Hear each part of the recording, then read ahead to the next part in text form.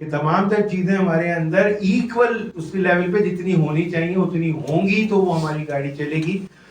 اور جو چیز آپ بات کر رہے ہیں وہ الگ ہے جو میں سمجھ رہا ہوں, یا جیسے بھی آپ نے پہلا سوال شادی کے حوالے سے بھی کیا تھا, اگر میں اس کو تھوڑا سا اوپنلی بات کروں, سیکشل ڈیزائرز کی آپ کی بات کروں یا کسی کی بھی بات کروں یا سیکشل جو لائف ہوتی ہے ہماری وہ بات کروں, تو وہ جبلت میں ہماری آتا ہے. جیسے ہم نے کھانا ہے, پینا ہے, سونا ہے, تو sex is a primary nature, جبلت ہے ہماری. وہ سائیکولوجی کے زمرے میں اس وقت آتی ہے جب اگر اس کی وجہ سے ایشوز آ رہے ہوتے ہیں. اگر 24 گھنٹے میں بھوکا رہوں گا, آپ بھوکے رہیں گے, تو ڈیفینیٹلی ہماری مینٹل ہیلتھ ڈسٹارٹ رہے گی. اسی طرح سے اگر ہم سیکچولی ڈپرائیوڈ رہیں گے یا ہماری سلیپ ڈیپریویشن ہوگی تو ہماری مینٹل ہیلتھ ڈسٹارٹ رہے گی. جو سائیکیٹرک پیشنٹس ہوتے ہیں ان کی سلیپ ڈیپریویشن ہوتی ہے, جس کی وجہ سے ان کی انیشل سمٹمز ہوتے ہیں تو ہم سمجھ جاتے ہیں کہ اب ان کو سائیکیٹرک ڈس آرڈر ہو رہا ہے. اور اسی طرح سے سیکشل جو ڈیپریویشن ہوتی ہے اس کے نتیجے میں بھی بہت سارے ایلیمنٹس پیدا ہو رہے ہوتے ہیں جن کی وجہ سے سائیکیٹرک یا مینٹل ہیلتھ ہماری ڈسٹارٹ ہو رہی ہوتی ہے. لیکن میں نے کہا نا وہ الگ ڈومین ہے, تو اس میں ہم جائیں گے تو اور ایشو آ جائیں گے. اب پاکستانی معاشرے کے حوالے سے جو آپ نے بات کی تو اس میں بنیادی طور پر ابھی ہم بار بار بات کر چکے ہیں, وہ 3 جملے صرف یہ ہیں کہ میں بذات خود ABCDXYZ جو بھی میرا نام ہے یا اللہ نے مجھے جو وجود شخصیت نفسیات دیا ہے, میں اپنے تئیں کوشش کروں کہ ایک صحت مند اور پروڈکٹیو زندگی گزاروں, اینڈ دیٹ از انف.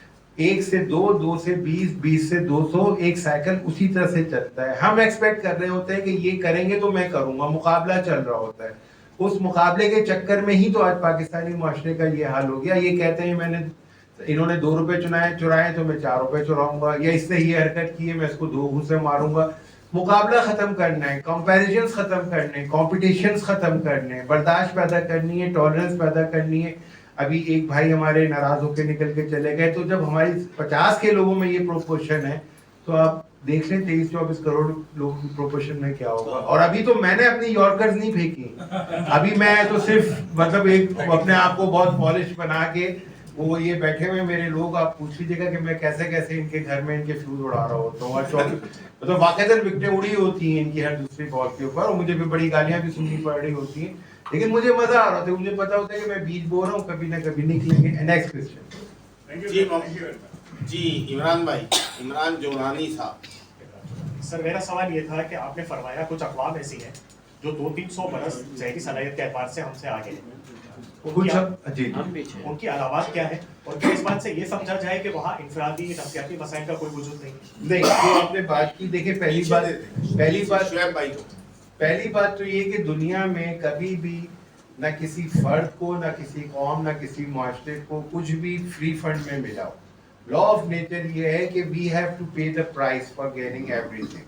ہم کچھ دیں گے تو ہمیں کچھ ملے گا. آپ صبح 8 بجے اٹھے ہیں تو آپ صبح 10 ساڑھے 10 بجے یہاں پہ پہنچے, لیکن اگر آج آپ لوگ بھی باقی سب لوگ کی طرح سنڈے منا رہے ہوتے تو اس صورت کے اندر آپ بھی یہاں نہیں پہنچ پا رہے ہوتے, یعنی ہمیں کچھ قیمت دینی پڑ رہی ہوتی ہے. تو جن قوموں کی میں بات کر رہا ہوں, انہوں نے یہاں سے کھیل شروع کیا. انہوں نے سوچا کہ انسان جو قرآن میں لکھا ہوا ہے, جو ہم نے سنا پڑھا سمجھا ہے کہ انسان اشرف المخلوقات ہے, انہوں نے اس کو پریکٹیکلی اپلائی کرنا شروع کر دیا. اور اس کے نتیجے میں انہوں نے وہ سائنس کے راستے پر گئے. وہ سائنس سے انہوں نے سوچا کہ یہ راستہ ہے, یعنی اب آپ سب لوگ یہاں آئے, کوئی کسی علاقے سے آئے, کسی راستے سے, کسی سمت سے آئے, کوئی کسی سواری سے آئے, منزل ایک تھی, راستے الگ تھے, سواریاں الگ تھیں. تو سملرلی انسانی زندگی میں بھی یہی ہوتا ہے, قوموں کی زندگی ہو یا انفرادی زندگی ہو, کہ اس میں راستے سواریاں الگ ہوتی ہیں, منزل ایک ہی ہوتی ہے, مذہب بھی کوئی اور الگ کیوں نہ ہو وہ بھی. تو جو قومیں ہم سے وہ تھیں تو انہوں نے مائنڈ کو ایکسپینڈ کرنا شروع کر دیا. And after the expansion of the mind, now they have reached to the conclusion کہ until and unless their souls are not uplifted, they are nowhere.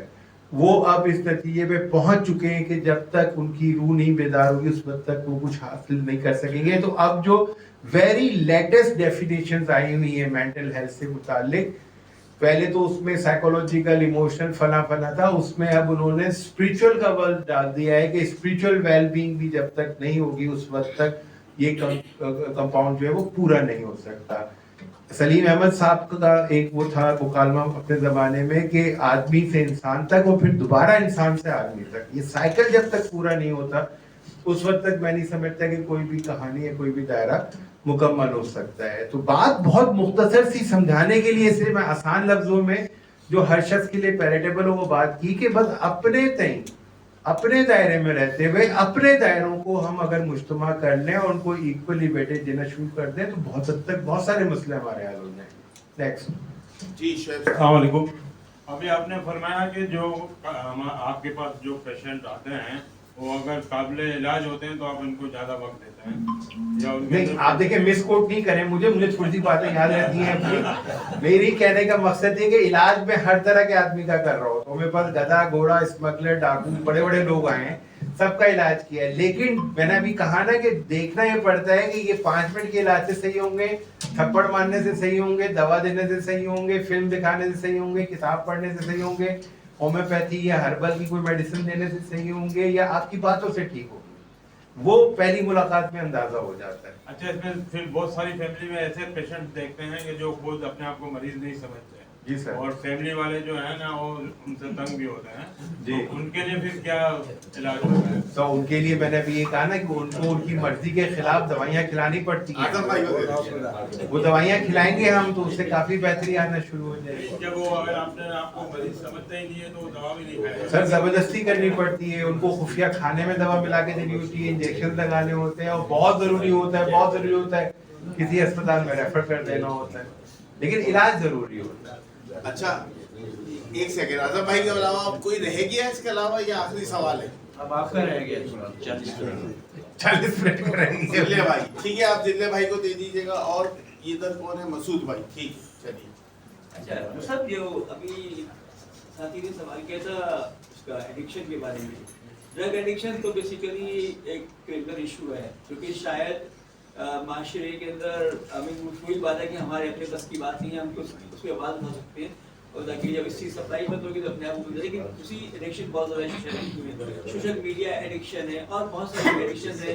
उनकी टाइप्स क्या हैं और उनको किस तरह को किया जाए, सोशल बिहेवियर के में आ जाता है इसका पूरे का। सर मैंने अभी मतलब एक बहुत ताज़ा तरीन अपनी एक खुद साख्ता डायग्नोसिस आई है जो एडिक्शन के दूर में आती जिल्ले है। भाई को दे दे। वो अल्लामा एडिक्शन है। मतलब हम में से हर शख्स अपने आप को अल्लामा, फिलोसफर, स्कॉलर समझ रहा होता है, और ये जो है इसमें मैं रोज़ाना स्टडी की पॉइंट ऑफ व्यू से आधा घंटा मुख्तस है मेरा। फेसबुक को स्क्रॉल करता हूँ, बहुत अहबाब, बहुत दोस्त, बहुत साथी उनके ओपिनियन नज़र से गुजर रहे होते हैं। तो हर शख्स अपने आप को ये समझ रहा होता है कि वो बिजनेस का एरिया हो, नफ्सियात का एरिया हो, सियासत का एरिया हो, उसका चैम्पियन है। तो वहाँ पे गड़बड़ शुरू हो जाती है सारी की सारी। तो एडिक्शन सबसे खतरनाक की है, ज़बान की एडिक्शन। हमें शौक है कि हम बोले जाएं, और हमें शौक है या हमें नशा है ज़बान का कि हम चाहते हैं कि हमारी बात बस लोग सुने। तो वही बात अभी जैसे मैंने बातों में की कि 80% we have to give the listening year. तो अगर हम लिसनिंग ईयर में जाएंगे तो एडिक्शन ये वाली जो है हमारी कम हो जाएगी। और ये सोशल मीडिया भी जो है ना, इसके अंदर आप कोशिश करें कि आप चीज़ों को इस तरह से इंटरमिंगल करके पॉजिटिव और प्रोडक्टिव चीज़ें हाईलाइट करके डालते रहें जो मतलब वो हो, जो जिसमें कोई कॉन्फ्लिक्ट डेवलप ना हो रहा हो। अब ये भाई हैं, ये बैठ के मतलब XYZ को वोट देकर आए, ये XYZ को वोट देकर आए। अब जरूरी थोड़ी है कि जिसको इन्होंने वोट दिया है, जिससे मोहब्बत करते हैं अपने लीडर को, उसका हाईलाइट यहाँ पे भी ऐलान करते फिर। आप सही बात को उजागर करें। आप लोगों को जो एक जो आइडियलिज्म है वो फिर गड़बड़ हो जाता है, वहां पे फिर कॉन्फ्लिक्ट्स पैदा होते हैं। हमारी कोशिश ये होनी चाहिए कि माशरे से ड्रिफ्ट्स कम करें, कॉन्फ्लिक्ट्स कम करें, आपस की जो वो है बीच में जो कदगन है उनको हम खत्म करें।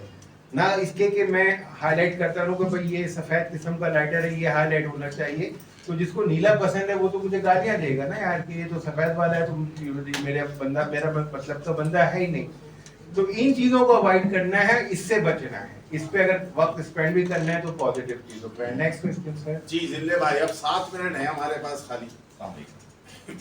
मेरा सवाल कल्ट से मुताल्लिक है। ये जो कल्ट फॉलोइंग है हमारे यहाँ, ये बहुत कॉमन सी बात हो गई है आजकल तो खास तौर पे कि कल्ट फॉलोइंग बहुत ज़्यादा है।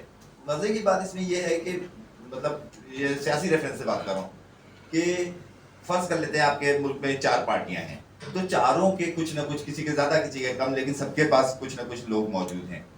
ایک پانچویں، اس صورت میں معاشرہ جو ہے 5 گروپ سے بڑھ جاتا ہے. 5واں گروپ وہ ہے جو ان چاروں کو نہیں اچھا سمجھ رہا ہے. مزے کی بات یہ کہ ان سے ہر ایک جو ہے وہ دوسرے کو کلٹ فالوور کہہ رہا ہے. یہ زیادہ خاص بات ہے. یعنی فلاں جو ہے وہ کلٹ فالوور ہے، ایسا نہیں ہے وہ بھی کلٹ فالوور ہوں، میں بھی کلٹ فالوور، میں کسی اور کا، وہ کسی اور کا، اور تیسرا جو ہے وہ کسی کا بھی نہیں ہے، وہ بالکل علیحدہ ہے. تو اس پہ میں چاہوں گا کہ آپ ذرا سا روشنی ڈالیے. سر کلٹ سے کیا مراد ہے آپ کی؟ کلٹ سے کیا مراد ہے؟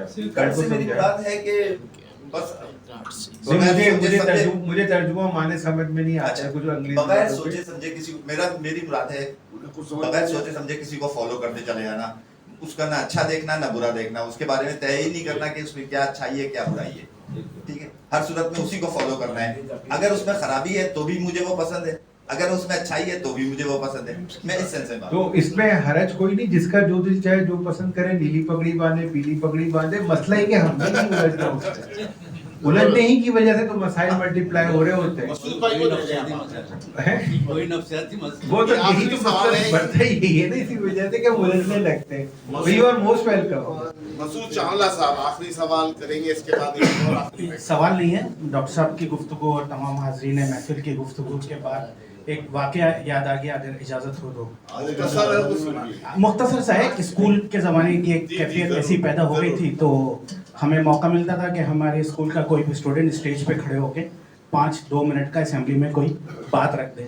تو جو میرے استاد تھے انہوں نے مجھے گائیڈ کیا، اور اس میں ایک شعر تھا. تو میں کیونکہ ادیب حضرات موجود ہیں تو میں نے کہا وہ شعر سنا دوں اگر اجازت ہو تو. جی تجھے کیوں فکر ہے اے گل دلے ست چاک بلبل کی، تو اپنے پیرہن کے چاک تو پہلے رفو کرتے. انہوں نے سمری بیان کر دی 2 گھنٹے کی. میں آخر کا انتظار اسی لیے کر رہا تھا کہ آخر میں آپ نے سمری بیان کر دی، اور میرا آبجیکٹ بھی یہی ہے کہ بھائی اپنی فکر دیں یا کہ اچھا اس سے جو جملہ جو لفظ آخر میں میرے ذہن میں آیا وہ تھا کہ انفرادی حد تک، اجتماعی نہیں، انفرادی حد تک کسی حد تک بے حسی کی بھی ضرورت ہے. ہم بہت زیادہ جو آپ نے فرمایا کہ جذباتی ہو جاتے ہیں، تو وہ بھی ہم ایک دوسرے کے لیے جو ہے نا تکلیف کا باعث. Sir definitely we have to evaluate everything کہ ویدر اٹ از مطلب کتنی ہیلپ فل ہے، وہاں ہم نے کرنی ہے، ہر ایک کو نہیں. 40 منٹ اور اپنی فکر نہیں. بس اتنی بھی 2-3 منٹ ہے میرے لیے، لیکن کچھ زیادہ بھی دے سکتا ہوں کیونکہ کچھ سما خراشی ہر دفعہ کرتا ہوں، وہ بھی کرنی ہے مجھے، سوال بھی کرنا ہے. لیکن اتنے سارے سوالات آ گئے ہیں اور تقریباً سب باتیں ہی کور